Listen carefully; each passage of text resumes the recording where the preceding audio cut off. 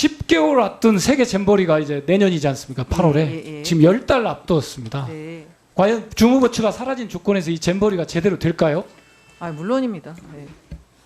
이것은 제가 볼 땐 여가부가 아까 책방살이 뒷방살이 가듯이 두고 보십시오. 이 책임은 장관님께 나중에 역사가 책임을 질 겁니다. 근데 이 잼버리 회의도 지금 준비 상태를 좀 더 디테일하게 점검해 볼 필요가 있습니다. 저는 제 현장에서 보기 때문에 걱정돼서 말씀드리는데 부처의 장관과 책임자가 혼선이 있는 조건에서 이 행사가 제대로 되겠습니까? 저는 차질 없이 준비하도록 될 것이라고 생각합니다. 제가 시간이 지금 부족해서 그런데 요 여가부 회의는 다음 질문에서 제가 정확하게 장관님께서 인지하고 있는지 확인합니다. 네네. 이번엔 새만금 잼버리 현장으로 가보겠습니다. 취재 기자 연결합니다. 김한수 기자. 일단 정부는 남은 대회가 계속 진행된다고 밝혔는데 혹시 그 과정 취재된 거 있습니까?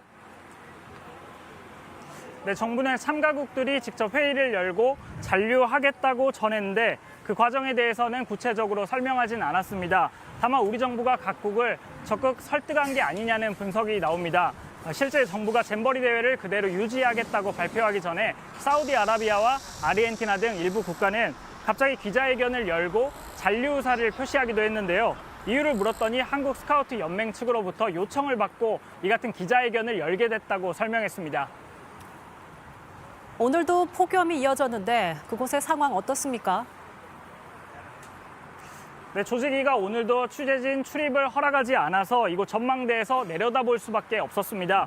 일단 날씨가 오늘도 뜨거워서 쉬는 모습이 자주 보였는데요.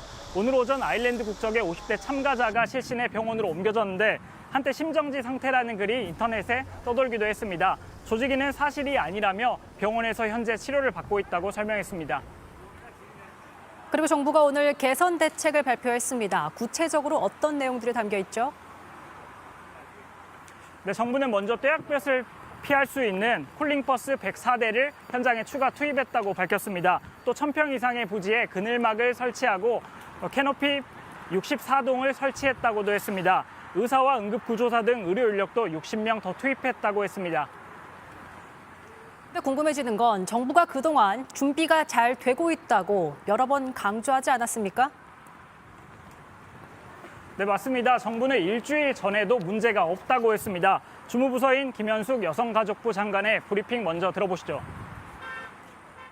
침수 피해 현장과 보수 진행 상황 등을 점검하고 문제가 없도록 조치하였습니다. 8월 폭염에 대비하여 영내 그늘시설 조성을 완료하였고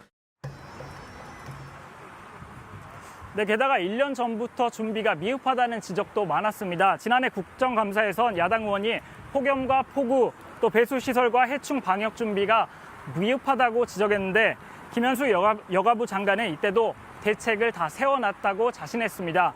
하지만 화장실이나 샤워실, 폭염 대책 등 조금만 신경 쓰면 어렵지 않게 준비할 수 있는 기본적인 준비조차 되지 않았습니다.